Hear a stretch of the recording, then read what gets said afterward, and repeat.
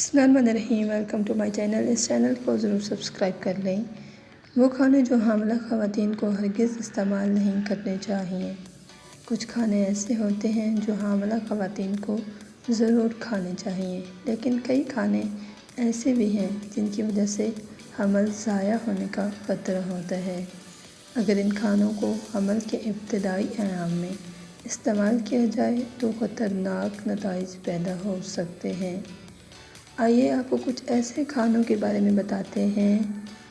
اناناس حمل کو نقصان پہنچانے والے پھلوں میں سر فہرست ہے۔ اگر اس پھل کو حمل کے آخری ایام میں کھایا جائے تو یہ کافی مفید ہوتا ہے، لیکن اگر اسے حمل کے ابتدائی ایام میں ہی استعمال کیا جانے لگے تو خطرناک نتائج برآمد ہوتے ہیں۔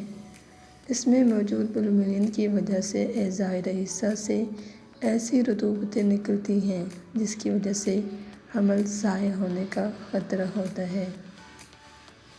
اسے حمل کے ابتدائی 3 ماہ میں ہرگز استعمال نہیں کرنا چاہیے۔ پپیتا صحت کے لیے انتہائی مفید سمجھا جانے والا پھل ہے۔ یہ پھل بھی حاملہ خواتین کے لیے انتہائی نقصان دہ ہو سکتا ہے۔ پپیتا، بالخصوص سبز پپیتا، تو حاملہ خواتین کے لیے زہر کی حیثیت رکھتا ہے۔ خواتین کو چاہیے کہ اس پھل سے جتنا ممکن ہو اجتناب کریں۔ جگر اور کلیجی، بکرے، گائے، مرغی اور ہر طرح کے جانور کا جگر اور کلیجی حاملہ خواتین کو نہیں کھانی چاہیے۔ اس میں موجود وٹامن اے کی وجہ سے بچے کو نقصان پہنچتا ہے، جس سے حمل ضائع ہونے کا خطرہ پیدا ہو جاتا ہے۔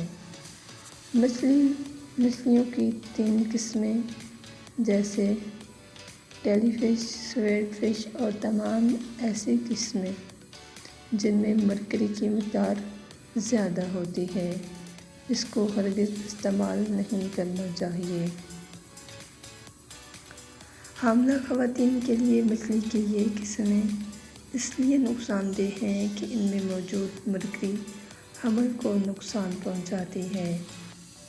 سبز چائے وزن کم کرنے کے لیے بہت بہترین اور مفید مشروب ہے، لیکن حاملہ خواتین کے لیے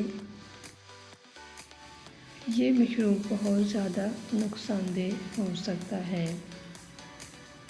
سبز چائے میں 200 ملی گرام کیفین ہوتی ہے، جو کہ نہ صرف حمل کو ضائع کر سکتی ہے بلکہ اس سے بچے کی ماں کا دودھ بھی کم ہو سکتا ہے۔ اس طرح کی ایسی اشیاء جن میں کیفین کی مقدار زیادہ ہوتی ہے، ان سے اجتناب کرنا چاہیے۔ اگر آپ کو ہماری یہ ویڈیو پسند آئی ہو تو اس کو لائک کرنا نہ بھولیں